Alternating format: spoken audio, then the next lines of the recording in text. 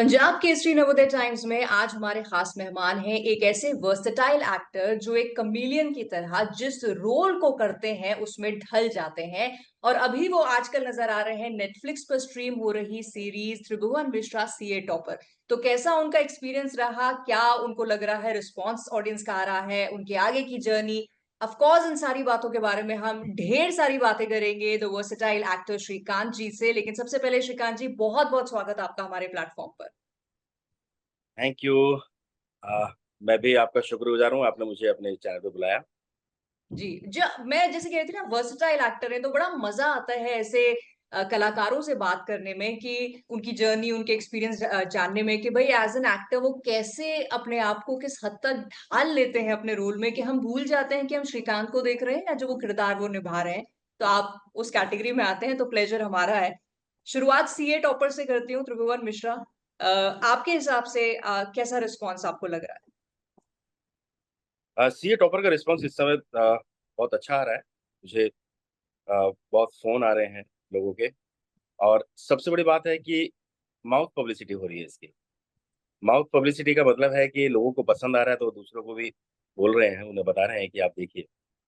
तो ये बहुत बड़ी बात होती है कि किसी फ़िल्म या किसी सीरीज़ की माउथ पब्लिसिटी हो। तो शुरू में तो क्या हुआ था कि नेटफ्लिक्स ने इसको इतना गंभीरता से नहीं लिया था। तो उसके जैसे प्रोमोज या प्रमोशन के लिए उन्होंने इतना नहीं किया कुछ, तो लोगों तक ये बात नहीं पहुंची थी कि एक सीरीज आने वाली है। लेकिन जब लोगों ने देखा, इसे ये रिलीज हुई, तो माउथ पब्लिसिटी के जरिए ये फैल गई लोगों में। है? अभी लोग देख रहे हैं इसे, ये नंबर वन पे ही चल रही है। राइट। अच्छा, ये ना मुझे ओटीटी की बड़ी अच्छी बात लगती है कि भले ही जो भी सीरीज या फिल्म आ रही है जो स्पेशली ओटीटी पे रिलीज हो रही है उसकी पब्लिसिटी उतनी ना हो बिफोर रिलीज, लेकिन अगर वो अच्छी है, लोग देख रहे हैं, अगर एक आदमी ने देखी तो वो एक जैसे चेन होती है ना, तो चेन की तरह फिर वो आगे जाती जाती है और लोग जुड़ते जाते हैं। तो बड़ी अच्छी बात ओटीटी की। हाँ, ये क्या है ना कि इसमें जैसे गाड़ी में गियर होता है ना, और स्पीड दी जाती है, तो ओटीटी में बिल्कुल वैसे ही है।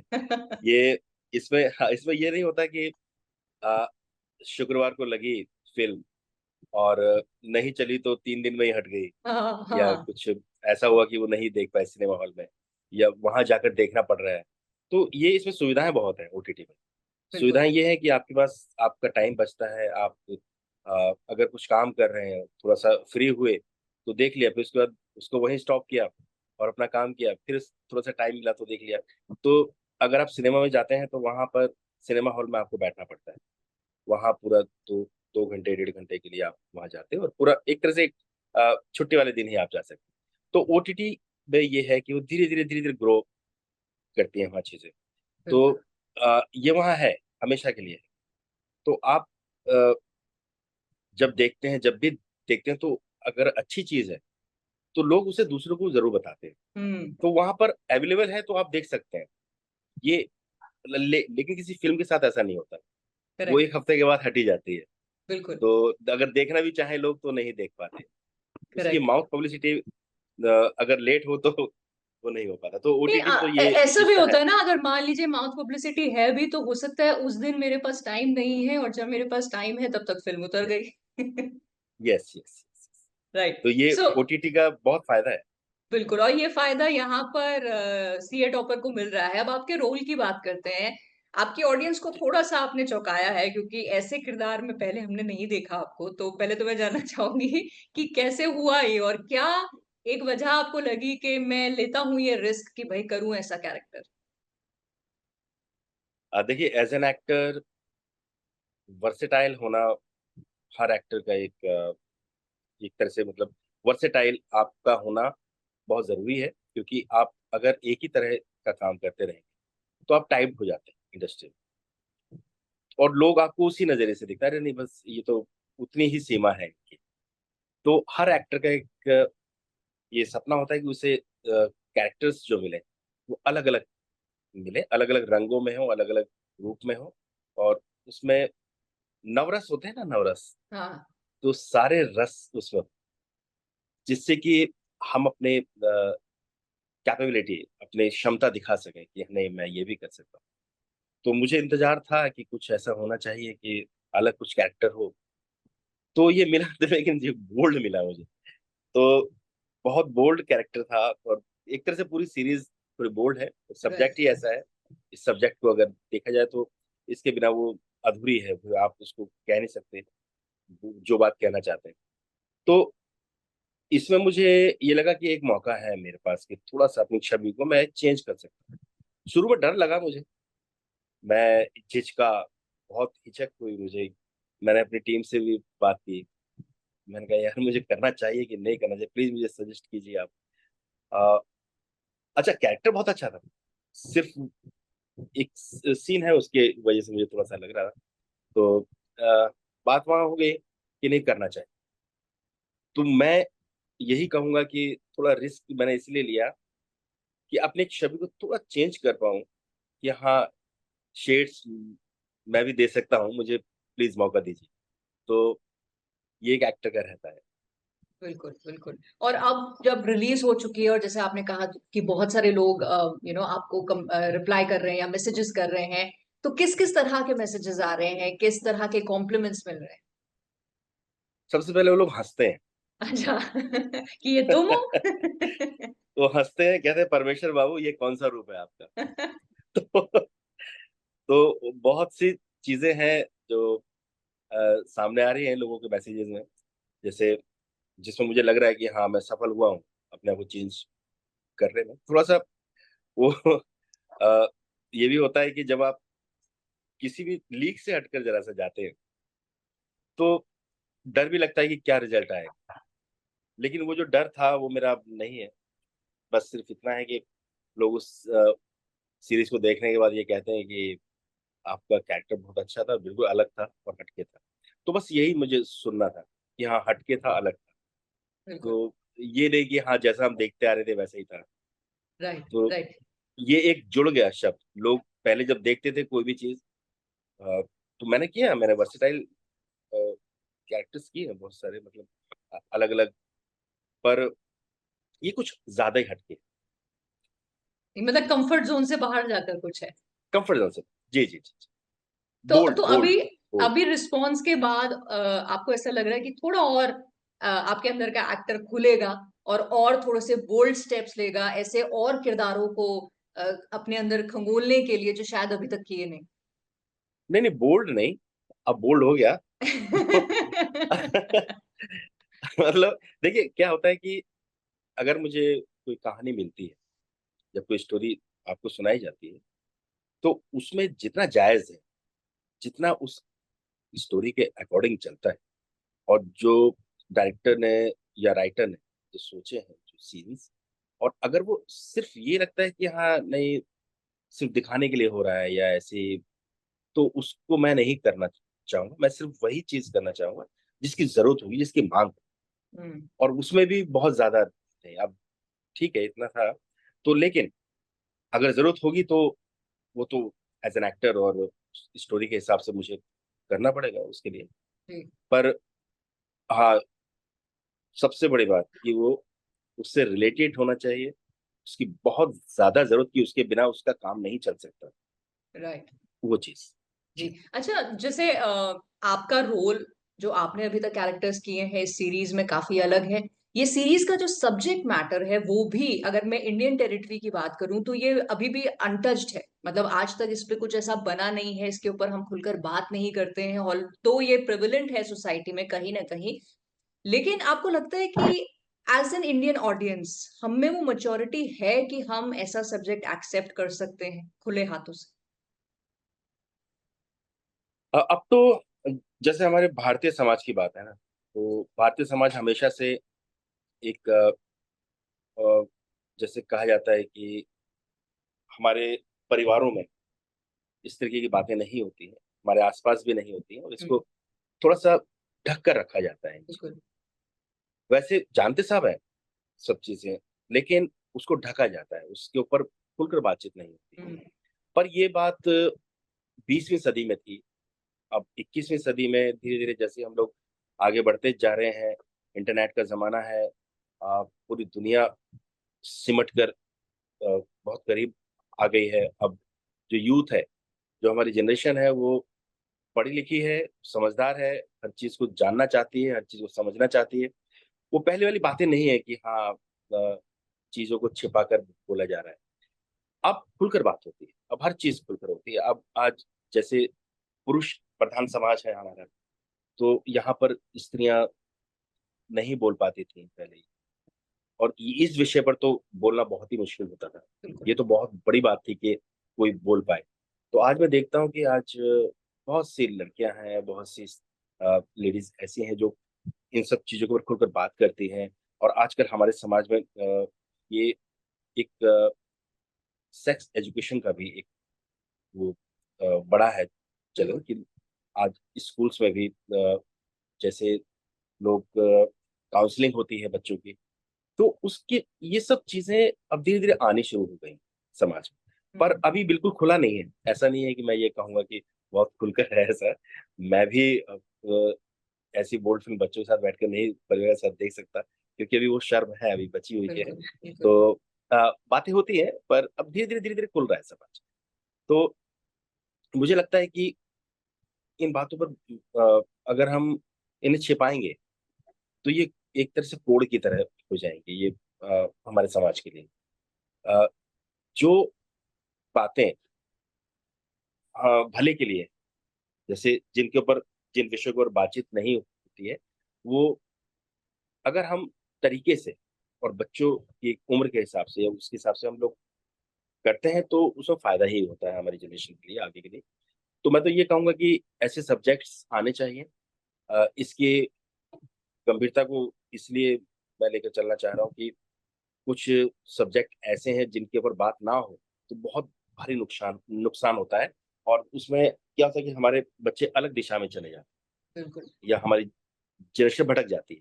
तो अगर हम इस पे बात करेंगे तो वो एक दिशा उनको सही मिलेगी और वो समझ में आएगा। इस सीरीज़ में भी आपने देखा होगा कि अ, सब्जेक्ट बहुत गहरा है, बात बहुत गहरी है इसमें, और उसे बहुत व्यंग के रूप में उसको दिखाया गया है और हँसी-हँसी में बहुत बड़ी बात कह दी गई। हम्म। तो उसको समझना चाहिए हमें कि इन विषयों के ऊपर भी हमें सीरीज़ और फ़िल्म्स बनानी चाहिए। बिल्कुल, पर और वो उसके लिए सेंसिटिविटी होना बहुत ज़रूरी है, क्योंकि जी, जी। ये बातें हैं जिनके ऊपर हम खुल के बात नहीं करते, शायद बहुत लिमिटेड बातें होती हैं, और अगर खुल के हो जाएँ तो एक कहते हैं ना, टैबू किसी चीज़ को माना जाता है। आई थिंक ऐसे सब्जेक्ट्स के लिए सेंसिटिविटी होना ज़रूरी है, और आई थिंक इस तरह की सीरीज़ के ज़रिए वो आ सकती है। जी, जी, बिल्कुल, क्योंकि सिनेमा हमारा समाज का दर्पण होता है, कहते हैं हुँ। कि सिनेमा का बहुत फ़र्क पड़ता है, बहुत असर होता है। अ, हमारे समाज पर 100 साल से सिनेमा 100 साल से ऊपर हो चुके हैं। तो देखा होगा कि हर टाइम हर 20-25 साल बाद एक नया बदलाव आता है। तो हुँ। वो सिनेमा में भी वो चीज़ें आती हैं। तो जैसा समाज में होता है, उन्हीं उन्हीं बातों को लेकर, उन्हीं बुराइयों को लेकर या उन्हीं अच्छाइयों को लेकर सिनेमा तैयार होता है। जैसे आपने पिछली जो फ़िल्म्स आप देखेंगे, तो उस टाइम पर दहेज प्रथा और ये जो साहूकारों वाला ज़माना था, और जो जो मज़दूरों वाला था, जिसमें मज़दूर का शोषण हो रहा है। तो ये इस टाइप की जो चीज़ थी, अब तो नहीं रही, लेकिन अब कुछ और सब्जेक्ट अब आ गए। तो समाज की ही चीज़ों को लेकर सिनेमा में कहानियाँ बनती हैं, वो फ़िल्में आती हैं। बिल्कुल। तो ये तो बहुत बड़ा असर है सिनेमा का कि हुँ। उसके ज़रिए हम अ, बहुत कुछ न सारा तो नहीं, समाज को हम बिल्कुल नहीं बदल सकते एकदम, लेकिन उसे बहुत कुछ हम बदल सकते हैं बिल्कुल। आई सिनेमा थिंक में। बदलाव का एक एस्पेक्ट ये भी है कि अगर सिनेमा के ज़रिए या इस तरह की सीरीज़ के ज़रिए हम वो बदलाव का बीज ही दिमाग में डाल दें कि आज आप और मैं बात कर रहे हैं कि इस तरह की सीरीज़ क्या बननी चाहिए, अगर हम बात कर रहे हैं कि इन हुँ, सीरीज़ का कैसा असर होना चाहिए, तो I think half the battle तो हम जीत चुके, कि एट लीस्ट हम बात कर रहे हैं इसके बारे में आज। जी, जी। अच्छा, मैं एक चीज़ और कहूँगा कि ऐसे सब्जेक्ट बहुत खतरनाक होते हैं। उनको अगर आपने सही ढंग से टैकल नहीं किया, तो वो वल्गर हो जाता है। वो हाँ, राइट। बहुत अलग सी ग्रेड टाइप का हो जाता है वो चीज़। तो बहुत सारे लोग हैं जो इस आड़ में वो सी ग्रेड फ़िल्म्स भी आती हैं, बहुत सारी चीज़ें ऐसी। लेकिन इसी चीज़ को, इसी सब्जेक्ट को और तरीके से आप कहा जाए कि क्रिएटिव तरीके से आप उसको बनाते हैं, तो बात समझ में भी आ जाती है और देखने में भी अच्छी लगती है, वो भद्दी नहीं बिल्कुल, लगती। बिल्कुल। तो मैं इसी से मैं अगला सवाल श्रीकांत जी मैं पूछना चाह रही हूँ कि आपके लिए ये पहली दफा था कि इस तरह का एक बोल्ड कैरेक्टर आप कर रहे हैं, and I am sure set पे जी। बाकी भी एक्टर्स में से ज्यादातर, अगर हम मानव की भी बात कर लें, बाकी भी जो कैरेक्टर्स हैं, एक्टर्स हैं, उनके लिए भी शायद पहली दफा था कि वो इतना बड़ा लीप एक ले रहे हैं अपने करियर में, इस तरह का एक किरदार करने का। तो शूटिंग के दौरान कितनी सहजता थी या कितना असहज थे? आ, ये तो जो क्वेश्चन है ये इसमें मैं ये कहूँगा कि असहज तो था मैं, सहजता तो नहीं थी। क्योंकि फर्स्ट टाइम आप इस तरीके से शूट कर रहे हैं मतलब उसको, ये लेकिन उसमें क्या होता है कि अ, ऐसा नहीं था। वहाँ बहुत सारे लोग थे, हम लोगों ने अ, आपस में बातचीत की कि इसको किस तरीके से हम लोग शूट करेंगे। तो जो शूट करने का जो तरीका था, वो ऐसा नहीं था कि उसमें असहज हम लोग को, बहुत कम लोग थे सेट पर। और खुशने शबनम जो मेरी सेक्रेटरी थी, जी। वो और मैं, हम लोग आपस में हम लोगों ने बातचीत की। मैंने कहा, एक सीन है, हम इसको सीन की तरह ही करेंगे इसे। तो वो हो गया। असहजता शुरू में रही, लेकिन फिर जब एक कैरेक्टर होते हैं, श्रीकांत नहीं था मैं वहां पे। हम्म। मैं श्रीकांत होता तो मैं बहुत ज्यादा असहज हो जाता, मैं करता ही नहीं। लेकिन मैं कैरेक्टर कर रहा था, तो कैरेक्टर राम बाबू वर्ष था। तो राम बाबू वर्ष कैसा है, किस टाइप का है, वो उस समय मुझे दर्शाना था। तो श्रीकांत तो ऐसा नहीं है, वो तो मतलब वो अलग है, वो शर्मिला है, वो बहुत असहज हो जाता है इन सब चीजों में या बात करने में भी। लेकिन उस समय राम बाबू वार्ष्णेय था, तो मैंने उस कैरेक्टर को प्ले किया था। जी, जी, जी। अच्छा, बहुत सारे कैरेक्टर्स आपने प्ले किए, एक नया आपकी कंफर्ट ज़ोन से बाहर जाकर भी आपने ये वाष्णेय जी का कैरेक्टर प्ले किया। श्रीकांत, अभी भी कोई ऐसा किरदार है, कोई ऐसा रोल है जिसको आप डेफिनिटली प्ले करना चाहते हैं और आप चाहते हैं कि फ़िल्म मेकर्स या वेब सीरीज़ के जो मेकर्स हैं, वो ऐसा कोई रोल आपको दें? देखिए, मैं ये बात कहूँगा कि एक एक्टर की हमेशा ख्वाहिश रहती है कि वो अलग-अलग तरीके के किरदार करें, और वो ख्वाहिश कभी पूरी नहीं हो पाती, क्योंकि क्या है ना, आप बहुत करना चाहते हैं, बहुत कुछ, तो उसकी एक लिमिटेशन भी होती है। सिनेमा में क्या है कि करोड़ों रुपया लगता है, बहुत सारी चीज़ें होती हैं, तो उसमें वहाँ वो रिस्क बहुत कम लेते हैं लोग। तो वहाँ आपको तभी चीज़ें मिलती जब आपने अपना काम जब दिखाया होता है। तो वो लोग आपकी लिमिटेशंस को देखते हैं, परखते हैं, फिर उसके बाद। तो इसमें मैं अभी अपना बेस्ट दे रहा हूँ, बहुत अच्छे-अच्छे कैरेक्टर्स मुझे मिले हैं। इंडस्ट्री ने मुझे समझा है, मुझे जाना है, तो मेरी पूरी उम्मीद है कि मैं अभी तक मुझे मिलते आ रहे हैं, बहुत अच्छे-अच्छे कैरेक्टर्स मिलते आ जी। रहे हैं। मुझे मज़ा आ रहा है, अच्छा लग रहा है। लेकिन वो जो लालच होता है, वो जो एक होता है ना मन में हुक कि होती है जी। नहीं, नहीं, अभी तो बहुत कुछ करना है, अभी तो और हाँ। कुछ करना है, अभी तो बहुत कुछ क्या करना है। तो ये सब हम लोग जब थिएटर में था, मैं जब थिएटर किया करता था, अभी भी मतलब थोड़ा-सा गैप आ गया है, लेकिन मैं करना चाहूँगा और आगे भी करता रहूँगा थिएटर को। तो थिएटर में हम लोग क्या करते थे कि वहाँ बहुत कैरेक्टर्स किए मैंने। मैंने यहाँ तक कि लेडी कैरेक्टर भी, तो एक मेल होकर मैंने फीमेल कैरेक्टर्स किए। तो उसमें क्या था कि कुछ अ, कॉमेडी थे, कुछ सीरियस। तो सीरियस में बहुत डर लगता था हुँ। कि लोग क्या सोचेंगे, किस तरीके का, कहीं ऐसा ना हो कि एक मज़ाक बन जाए, मेल-फीमेल बनकर वो आ रहे हैं। क्या होता है ना कि बहुत डर होता है कि दर्शक है, सामने है ना वो करेक्ट। तो इंस्टेंट वो तो रिस्पॉन्स कुछ भी मिल कर जाएगा। सकते हैं। हाँ। हाँ, वो तो तुरंत रिस्पॉन्स मिलेगा आपको। तो डर था कि क्या करें, लेकिन रिस्क लिया मैंने। तो एक रिस्क लेने की आदत है मुझे कि मुझे करना है, मुझे प्रूव करना है कि हाँ, मैं कर सकता हूँ। तो मैंने जिस लाहौर ने वेख्या वो जमिया ही नहीं, मैंने किया था दादी का कैरेक्टर, अच्छा। और बहुत सीरियस कैरेक्टर है वो। तो मैंने जब किया तो लोगों को पता ही नहीं चला कि ये लेडी है या मतलब जेंट, तो मेल फीमेल का पता ही नहीं चल पा रहा था। जब लास्ट में जब मेरा नाम बोला गया, जब मुझे बुलाया गया, तो लोगों को पता चला कि हाँ, ये तो अ, मेल है। तो मेरा वो रिस्क लेना सफल हुआ। तो आगे भी मैं यहाँ भी मैं ये चाहूँगा कि चीज़ें मुझे मिलें और मैं उसे करके दिखाऊँ। जी, तो बिल्कुल। आने वाले वक़्त में कौन से प्रोजेक्ट्स हैं जिनके बारे में आप बात कर सकते हैं, थोड़ा-सा बता सकते हैं?